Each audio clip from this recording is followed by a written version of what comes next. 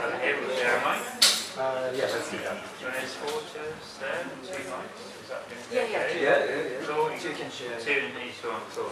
I'll sit on the oh, yeah, so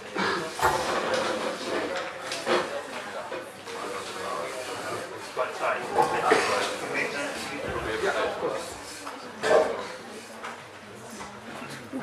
Alright, good afternoon everyone. Welcome to this Music Matters talk with the Japanese band Ningen. Music Matters is a lecture and performance series hosted by the Arts, Culture, Media Department and the Music Department of the University of Groningen. And this is our 39th event in this series and our 3rd event in collaboration with Vera for a kind of different approach to this Music Matters series, where we go for a long in-depth talk with a certain musical group, and today that is Ningen. First, let me introduce you to the group. Ningen is a Japanese rock group that formed in 2006. They are London-based now, so we can call them a Japanese-English band, which would be more appropriate. Their first EP was released in November 2009, if I'm correct, with an album following the next year. Yes, that's correct. I did my research well. And over the past 17 years, they've constantly negotiated the aesthetics of noise and groove-based rock music, both among the 4 members of the group as well as in collaborations with a large number of different artists from different cultural backgrounds. And we'll definitely talk about that today. And in the coming hour, we'll dive into issues of cross-cultural music making and noise, and focusing on being a Japanese rock group in Europe and how that has influenced your music making. But first, please give a very warm welcome to Ningen.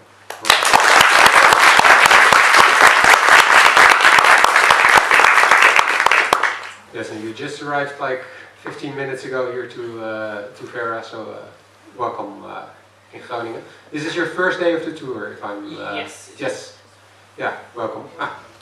Oh, we're in dark already. I wanted to start off. You're a Japanese band that formed in London, so you're an English band as well. Can you tell me a bit about how Ningen started in 2006 and how your musical activity was before you moved to London, and well, how Ningen got to be all those years ago? Sure. We all met in London. I'm Taigen, bass vocal, then I met Kohei, the guitarist. It's like in 2007, was it? Six. It's like we all almost forgot, because it's how many years ago? So it's like I met Kohei first, and I met Yuki next, then I met Monchin. I think it all happened in 3 months or 4 months, I think. So it was like friends of friends. Yeah, friends and friends, and it's like all in like nice coincidence. So I mean, while we were studying at university. Yeah. So me and Taigen went to the same university, but different college, and then so we happened to play a gig together, like 2 of us. Yeah, like then student bar. It's like this kind of situation, and we two play kind of pure noise improvisation. Then people threw the pet bottle and tried to unplug our amps, and it was kind of chaos stuff. Then we had a jam with Yuki. Then Monchan joined after, but all happened felt like a nice coincidence. I mean, when I arrived in London, I didn't expect to have a Japanese band based in London. So, and we all from different part of Japan as well. So it was really like nice chance. But you came to London to study there, and then you found each other and started this group. Were you musically active in Japan before moving to London? Well, I was like, how old were we when we met? We are. 21? No, 20. I think it's like we were 20 or 21. It's like it was like we just joined university around that time. You were doing other bands already? Yeah, in London, I I used to play the bass for different band in UK. I used to study in music college actually in West London. So I had a bit of opportunity to play with like different musicians within London. Then what about you guys? So you had a band, different Japanese band, right? Yeah, that's more like fun band. Just friends. But I just started playing guitar and learned how to play instruments through my first band. So it's more like it was original band for you, but you can say the Ningen is kind of Fast. Even I was in many different bands. It's my first band to like sing original song as well. I used to like play in a band as just a bass player, but now I sing in this band as a lead singer. So first band for me as a lead singer too. Then you can what about you two? I used to trying to form the band as well, but with the English guitarist and the bassist, but it didn't really went well. So I was trying to find another members, then we met. And go ahead. That's it. That was it. That was it. Okay. Your words are more important than mine in this talk, so I'd like to speak for as long as possible. But you just referred to Groningen as a Japanese band when you said like you didn't expect to be in a Japanese band when you came to London. Not at all. Yeah, I can definitely imagine that. Do you see Groningen as a Japanese band or more as an English band? I think it's a weird mix. We are Japanese. We're because we're Japanese, but yeah, essentially because we all met in London and started in the UK. So yeah, we could call it a London band as well. So I think it's a bit of a both. Really. Cool. Can you hear me? Yeah, great. So thank you for that introduction. There's loads of things I kind of want to ask, but I'm interested in that moment when you kind of make that first album in 2010 in London. So as you can probably tell, I come from close to London and lived there as well at that time period too. Yeah. So London in 2010 was my second year at university. And listening to that record, there's so many influences and elements in there that kind of resonate with what was kind of in the ether at that time for me. So I'm just kind of wondering what you brought to that project, what kind of elements you were influenced by when you were putting that together. Right, I think it's kind of similar to the previous question about our identity as Japanese band or the UK band. Because at the time we listened to quite a lot of like noise music, avant-garde music, or even some like psychedelic or folk music from the world, but also from Japan as well. Cool. As like Japanese musician or Japanese point of view. But also we see like those kind of extreme noise or improvisation avant-garde act from the point of view of like people in Europe. Because like the people, the band or musician we saw around that time in London, some extreme band like Meltzbow or Cage Hino, it's like the fan base is much bigger here, like Europe, in UK or Europe, rather than Japan. So we saw like we take Japanese music as a kind of our native music, but also kind of extreme European point of view to see our own kind of culture. So I think that's the fundamental primal sort of influence. I think also that time when we were kind of start working on together, that New York, that first album, and then back then it was quite a big, still indie times, indie rock times. Yeah. It's late 2000 or something. So yeah, I think it was a kind of big, almost like a reaction to it, like anti sort of reaction to that. So we kind of felt like this is not what we want to do. It's not loud at all. I think that's also works as well. True, yeah. Just attitude or the genre or well, the volume and everything about UK indie around that time. Not all the band, but the band we shared a bill sometimes, or the band we saw in the pub, whatever. We didn't, well, attached. I mean, we didn't feel just to feel it. comfortable. So it's, as Yuki mentioned, it's almost like the counter culture of what happened in UK that time, especially in London. Yeah, that's really interesting. We have that term for that, known as landfill indie, is kind of what a lot of Yeah. people band about. Yeah, a lot of those terrible, yeah. Like skinny jeans. Yeah, that sort of thing. So you mentioned like Pagihano and Mersbow. Were you going to gigs when they came to London, like at Otto and Vortex and these? Oh yeah, actually around that Any- time, there's really remarkable. It's like it's 15 years old now.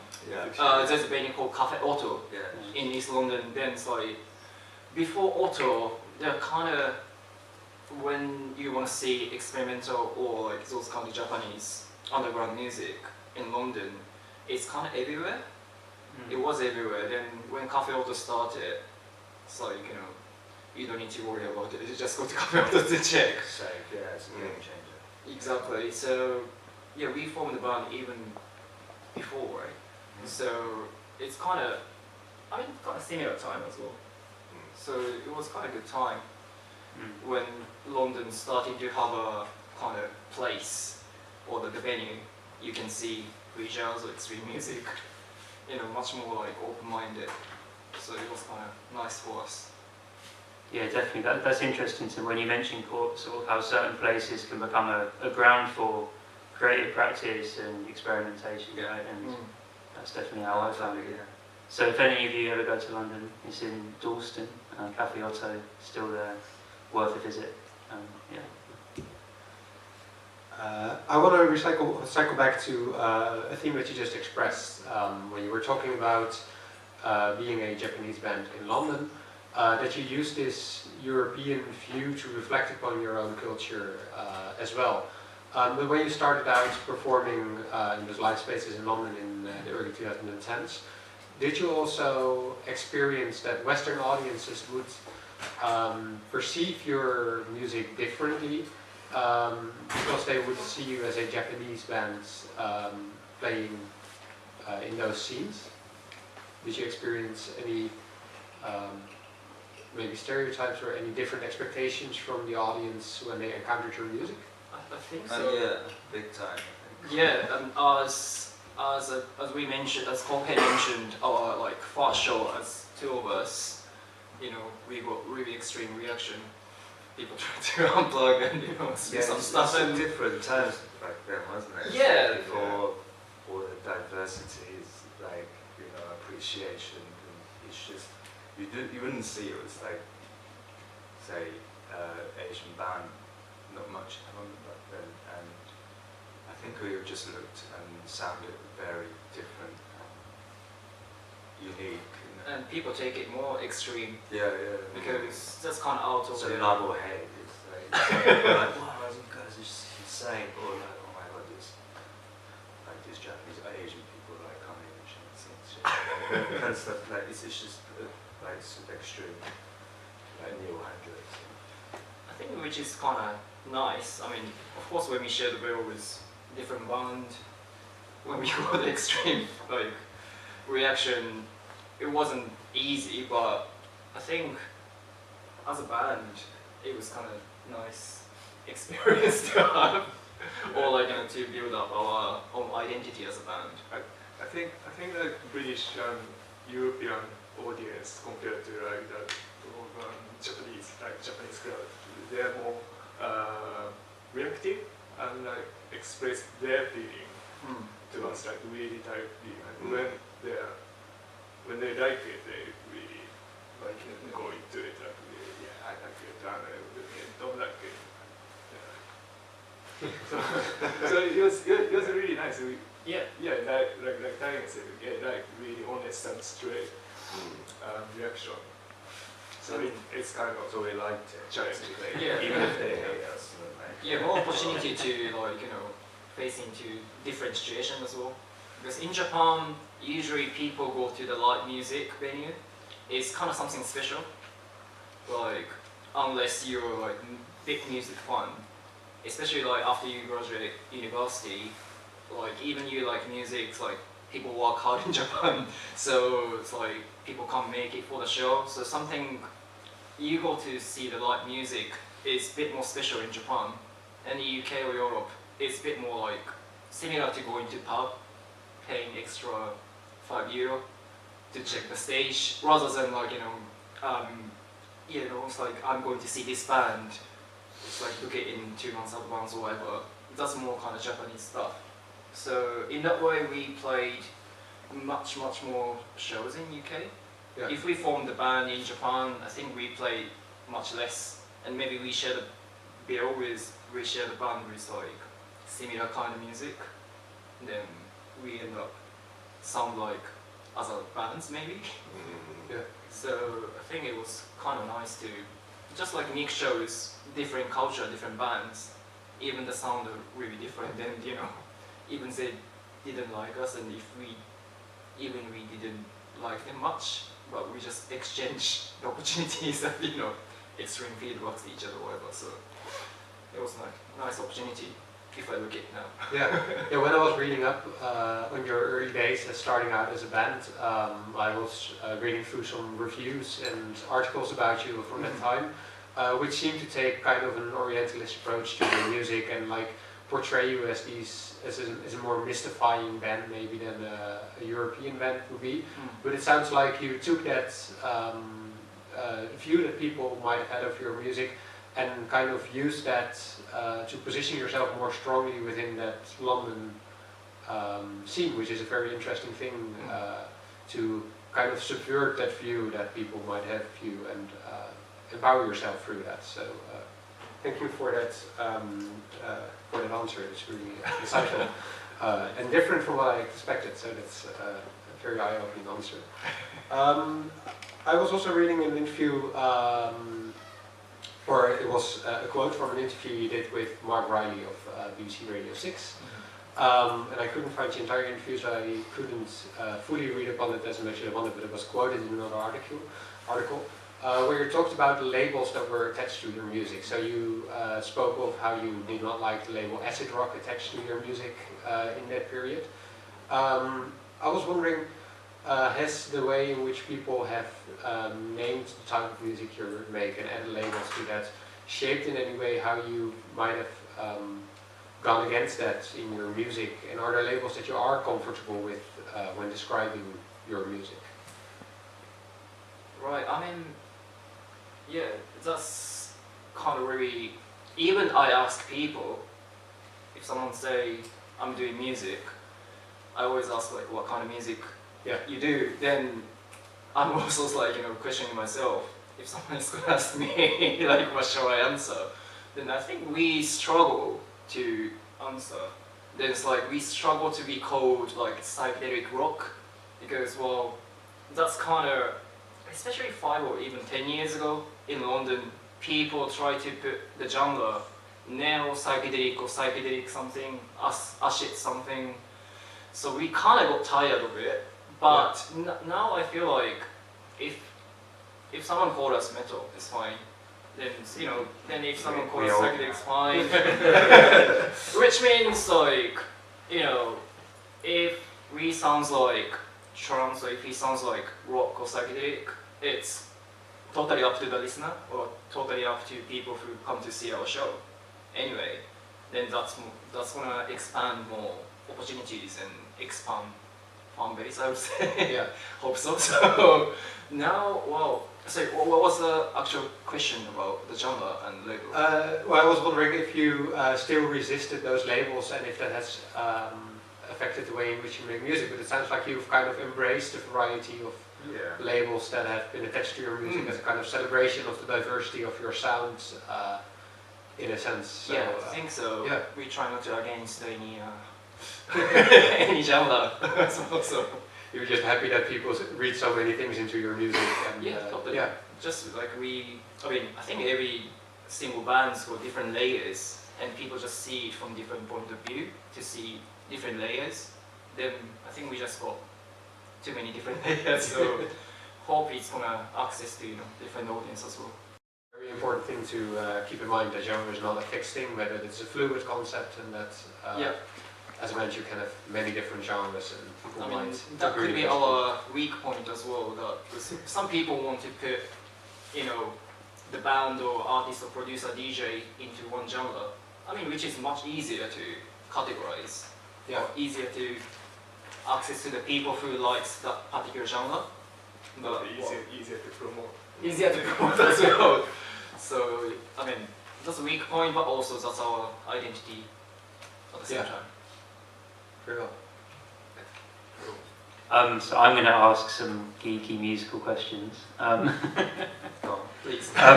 So this is kind of relating to the practitioners in the room. So I'm very interested in technique, and you use a lot of extended interest in techniques in your practice, and particularly with vocals, just on a practical level of when you kind of do these really like quite high-pitched things and then these sort of kind of deep growls, and how do you look after your voice in that context and make sure that you can do this however many hundreds of nights a year you do without, and still be able to talk in the morning? But basically, I still do scare to lose my voice because, well, it's especially for the tour. I mean, this tour is only 4 shows in total, so not that scary. But if the tour is going for a month or something, then I don't have a strong like throat or whatever. So I really just need to take care. Yeah. But also, I think sort of like fear is a kind of, you know, it's like in music world you can say as a limiter. But for the show, I try to like off the limiter. But whenever before the show or after the show, I try not to. I mean, well, my limiter is not working that much, but I try not to speak too loud or whatever. But yeah, it's like if you lose your voice, which means like you don't have a string for the guitars or whatever. So it's scary. But I think one of my friend who used to be in a major band in Japan told me actually it's good to get scared and good to be conscious about. Even before I sleep, I kind of try to check like, all right, it's high pitch is working, so I can sing tomorrow. Then if it's not working, like oh shit, then I have to sleep early or I have to drink more water and stuff. So it's more about mental and physical. I mean, both physical and mental. But yeah, I don't really have that much like vocal practice or whatever, but just like be aware, a bit more kind of extra aware, especially when I'm on tour.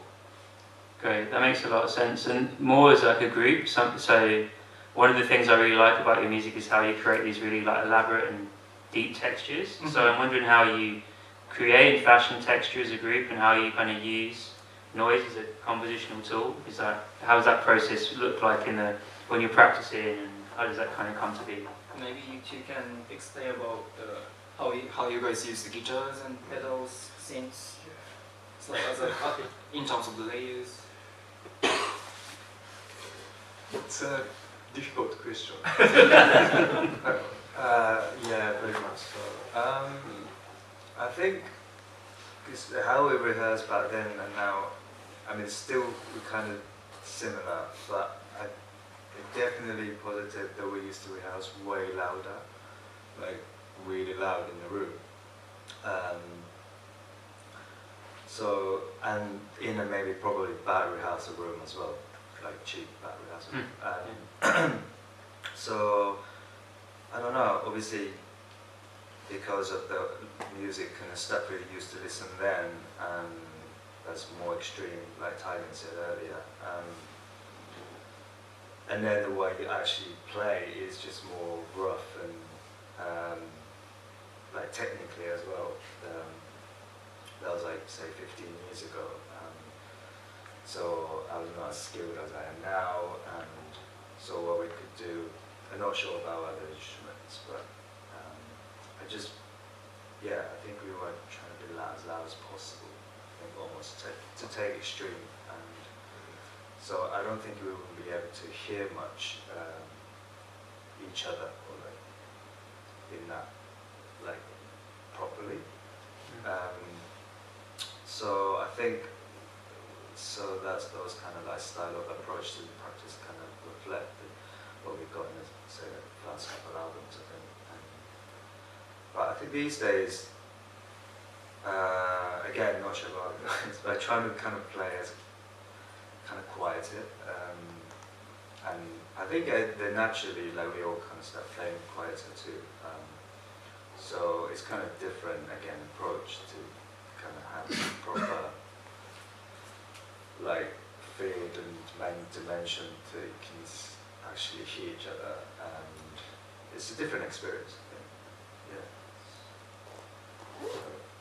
Yeah, that's really interesting. So I guess it's that kind of, you start from a point at which you want to really kind of project as much as you can and find what happens when all these sounds intersect, and then you can kind of take stock more now and kind of see how these elements just intermingle. you can actually, you can stop, but you don't have to stop, you can carry on, but you can actually see and hear it, and so you can structure it kind of like in a different way. Good. And you have a lot of really interesting tracks which are kind of quite long but have all these elements and moments, and we were speaking earlier about how the space between your live show and your recordings is really, really interesting. So I'm wondering how much your performances feed into the compositional side of things. So do you kind of create things in situ when you're performing, and how does that relationship between what you put out on the records and what you perform live make sense?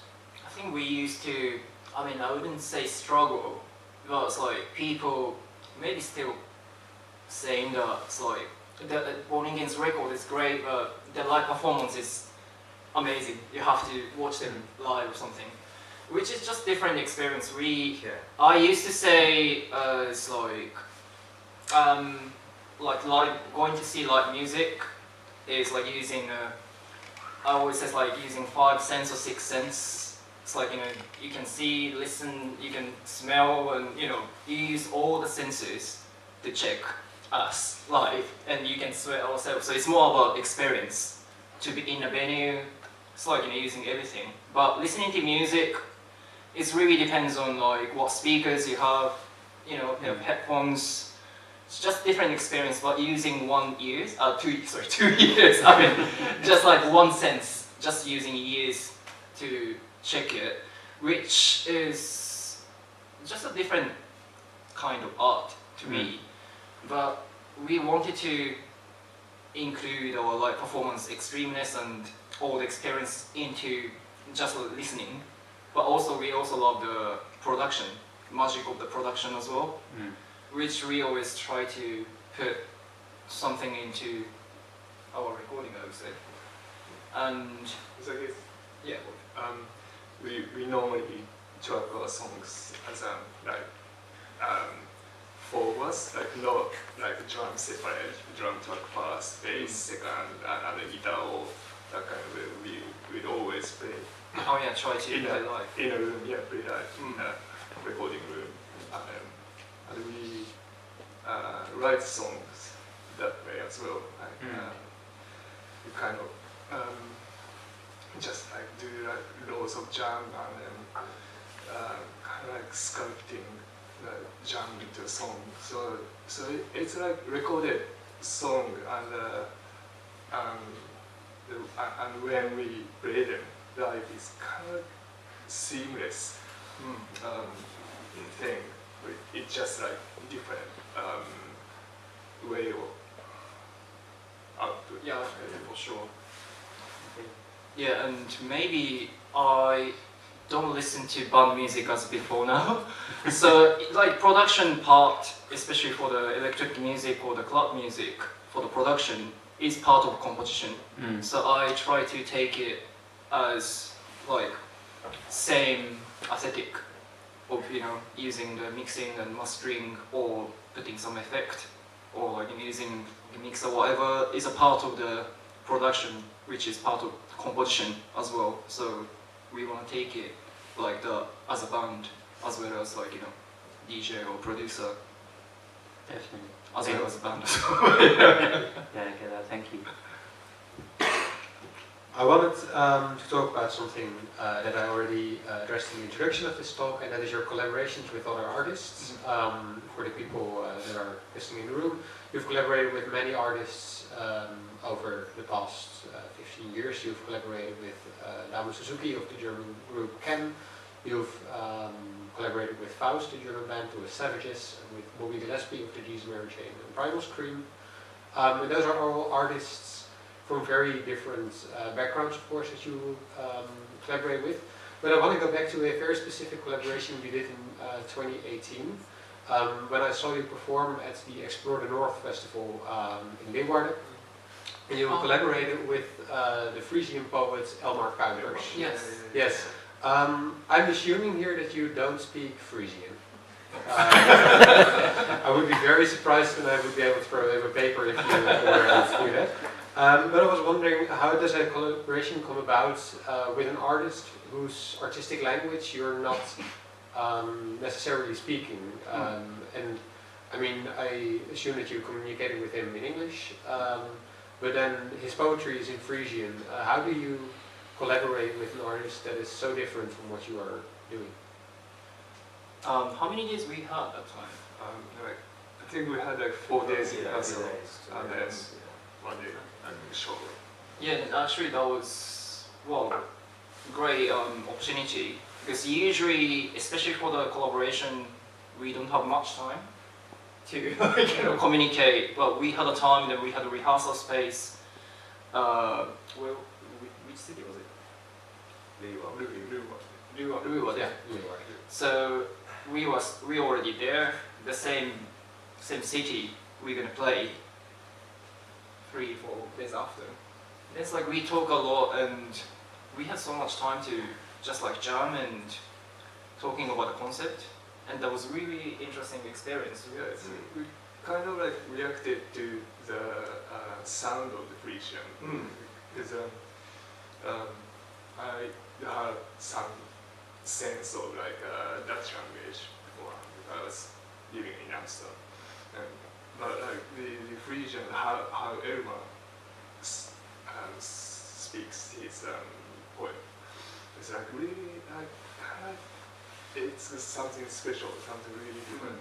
So like we're more to react to the sound and texture of the language and the way he speaks Frisian, rather than actual meaning of Yeah, so literal. the sounds Yeah. became more Music, important yeah. than the meaning of what he was saying at that time.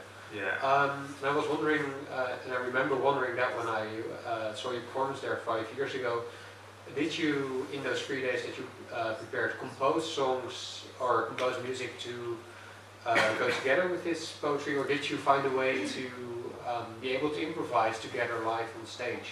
I think we did It both. was We did. I think we had like movements, like block Like song. very rough. Yeah. More like kind of structure Yeah. and well, concept of each part, right?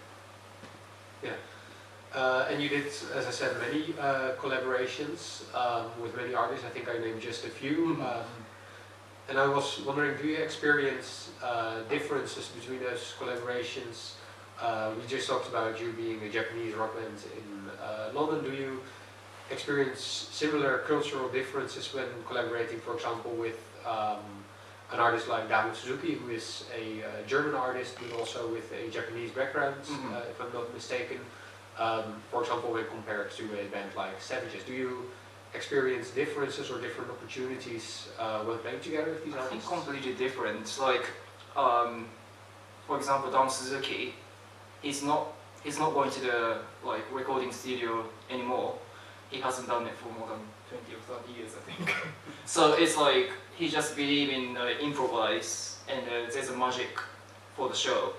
Then there's no magic in a recording studio. That's his concept. So Yeah. it's really different, and it's 100%, 120% improvisation in front of people. So it's just a different energy and different approach, even we are the same musician. Yeah. And well, who would be the kind of opposite example? Do you have anyone more like writing, or I mean, it doesn't have to be opposite. But 誰かいるかな。サブです。 oh yeah, Savage is one. Mm. A prime screen. Yeah, as well. They were in a, you know, sort of mainstream band. Yeah. I would say, I mean, to me they're not, but But also it's like, yeah, even Bobby came to our rehearsal studio, so we had a pre-production in London. Yeah. Then actually that was more about, because we haven't really done it's like pre-production in a rehearsal studio with someone. Like that time we didn't use any like producer. So like Bobby was a kind of producer as well as a like guest singer of the song as well. Yeah. When we are composing, I think he gave us a lots of advice, especially for me as well. Like because before we recorded, the song was a bit more complicated. It's like different structure, different tempo. it's too long, 4 bars. That's it. And I guess it's Yeah. also Yeah. Then I had a different approach for every different part, you know, of the song. Then he says like, you know, this part is really great, so why don't you keep doing it as a chorus? Then you do something different for the bars, that's it, just to make it more like impact and catchy. And he played some of the, like, was it like reggae? Yeah. Like Afro. Kind of Afrobeat music as a reference for drama. Yeah, yeah. So it was actually really nice experience to just like work as a guest vocal. as like producer. Yeah, producer. and as an arranger of the song. in a way. Exactly, Yeah. exactly. Which I guess also, Arranger is probably. I arranged it. which I guess also is related to his own practices as a musician in Primal Scream, which is also this dance versus rock oriented group, Yeah. in which some of their songs are remixes of their older songs, Mm. which is a logical approach to take, I guess, for him when you encounter him in the music studio as well. Thank you for sharing these stories about collaborating with other artists. Are there any collaborations coming up in the near future that are exciting that you might be able to talk about already? Or is it just Groningen for the coming for a while? Oh. So it's like we play. I mean, it's really different kind of collaboration. We played live score for the film, and like we did it a couple times. Then this time, I mean, it was actually before COVID. We did 4 times, 3 or 4 times. We played live score, improvised but also composed for the cult film called Holy Mountain. The Holy Mountain. Yeah. So that's actually improvisation, but we compose to each scene. Then we actually record it as well.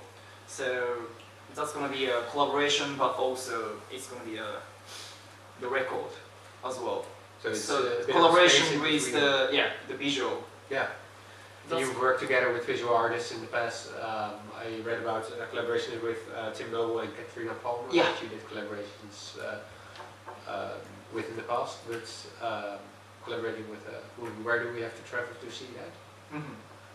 The performance of the Holy Mountain? Or is that just... Oh, it's a separate. it's separate. Okay, yeah. New project. Yeah. Well, then at least we're not missing out on something because it's not happening nearby. Alex? I'm kind of mindful of how long to keep you, and I know we've probably got lots of questions from the group, but before that maybe you could speak a bit about Sudden Fictions and your kind of process for that, and then how you've now kind of been able to share it, I guess, on these tours because of the COVID interruption. Just about this is one of the latest albums they released in 2020. Just to maybe speak a bit about that for everyone in the room would be really great to hear. We can talk, but I think Sudden Fictions, as we talked about how we compose in the rehearsal studio, kind of keep changing. It's based on jamming, but I think Sudden Fictions, our latest album, is pretty much more like more composition, I would say, and like rather than like improvise and make it into the form. I think we had a bit more, well, I think just different approach of composing. And also in terms of the sound, it was first time for us to record outside of London. Okay. We tried to record one single in Japan ages ago, but except that, it was first time to record outside of London, which was in LA. Then just completely different environment. Also the sound is different, like, is it more like, say, the American, especially LA, they prefer much more dry sound. And how they recording, especially the drum sound, the taste in drum sound in LA are really different. I think people in New York's got different taste as well. I mean, I don't want to put into the stereotype, depends on the city, but, the voltage, electricity, and, the weather, it's like atmosphere, everything is different. So it was really like, kind of new to us. I mean, we composed and we did a pre-production in London. When we recorded, there's so many changes. We changed our tempo and like structures and like everything. So I think it's more of the magic in a production and magic in a recording studio as well. So it was a big challenge for us, and I think big step up in terms of the production and as a musician as well. I think that's how I would start about anything to add for the summer fictions. Yeah, I got quite almost like an emotional feeling about the album because of that fact that album came out and we were doing it right in the middle of COVID. So it came out in June 2020. So obviously, I guess was it lockdown in UK because I was in Sweden. Yeah. But so yeah, we couldn't do like release party or tour straight away. The album just came out like almost as if like it didn't happen. It was just like because I didn't even have an actual vinyl, and it's like, oh, is it really out? Like because you just see the reviews and okay, album's out. And so after all the like works of like 6 years of works and that time there's a lot of changes and recording in LA in a different town, stayed there for like a month, and the album had its own sort of long journey, and I think it's most, like also he said, a quite challenging album yet for records. So yeah, but it's very kind of personally quite important album. Great, thank you. And yeah, there's so much to say about that record. I really like also the kind of these beautiful names you make for songs as well. There's one called like, is it Guzerenai, which is like on the verge of collapse kind of. But you can hear on that song you've got the vocals being Christian Paul's guitar swells, and kind of how you map those kind of images onto the tracks themselves is really beautiful. So I think in interest of time and in interest of how many people are here this afternoon, it'll be good to open up to the audience for some questions. We have a microphone here, so if anyone has any things they'd like to ask, if you raise your hand, I can kind of pass a microphone to you. Or you can come here too. Or you can stand right at the front. Open mic. Open mic session. I have no question. On tape to the wire. People can walk with the mic.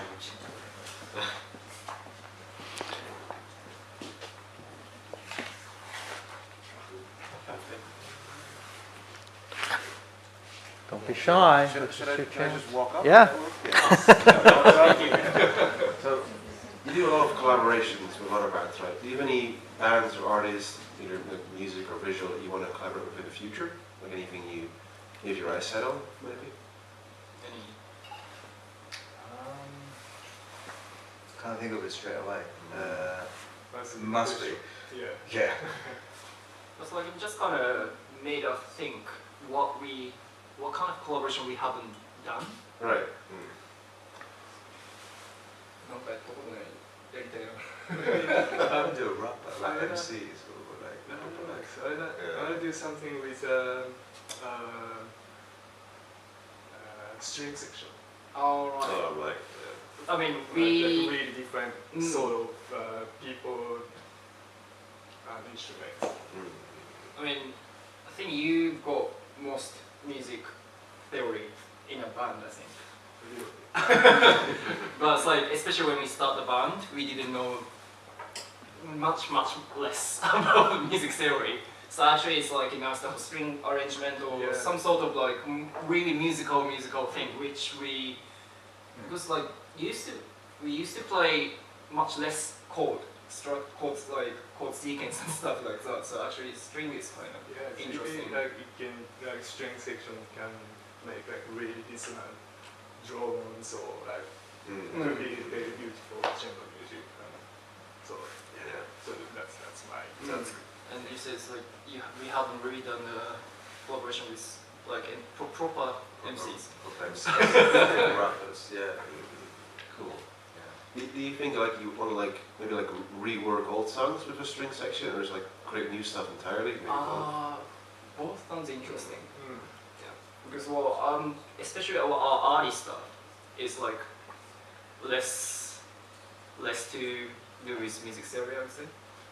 So I mean, it's kind of there's just not much room to it, is it? But it's like we want to because we love like read a remix for someone, but like we're really open. It's like someone's doing remix for us as well.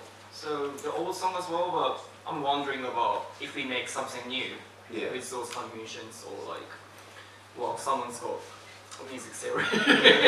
That would be kind of interesting as well, like what we can do and like what we can learn from it. So it's like we always open up for new ideas, new theory. Oh, cool, thank you. So thank you very much. Any other questions? I can bring the mic to you so you don't have to stand in front of everyone.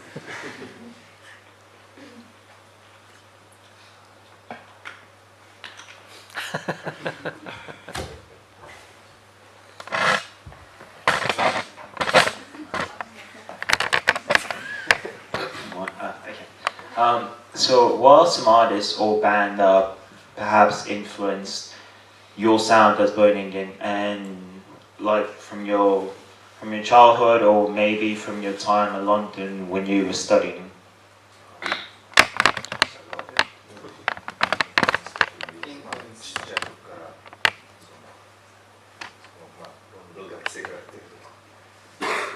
We can just say one each. I mean, as a name of the artist or the genre? More like the sound, not The the sound. name. Yeah, Oh, just right, the more sound, your music that you make. Right.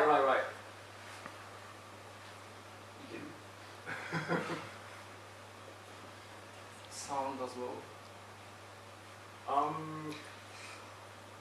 Well, if I choose something not music, I mean, it's musical, but it's not musical. I grew up in Tokyo. I'm the only one from Tokyo.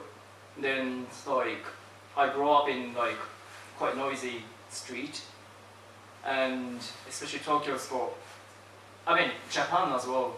It's like too much information as a sound, like the guide and everything, and it's really noisy. That makes me think that's kind of my first influence when I grew up in Tokyo, and it's like almost too much, but that's kind of extreme if I look back now. It's really like extreme, but it's some sort of chaos. I try to take what I like from chaos or different layers. So that could be my first impression of the sound design, or even the soundscape, I would say. I mean, I just choose something not musical. So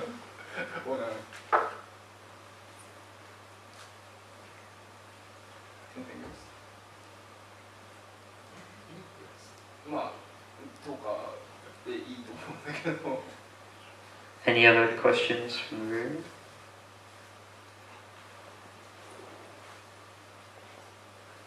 Cool. which case I'll pass to Hugo with the practical information about how you should be coming to see the concert this evening. Yes. First of all, thank you very much for joining us today, joining us so shortly after you arrived here in Vera. And I hope to see many of the students in the room here tonight. If you do want to come to the concert, please come in front. We do have a guest list which was provided by Vera for tonight. So students in the ACM program can join the concert for free tonight. Oh, amazing.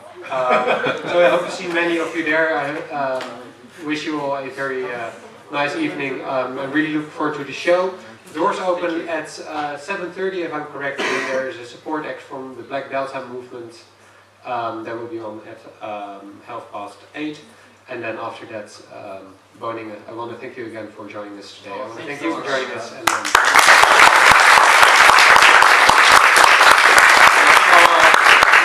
Next week, so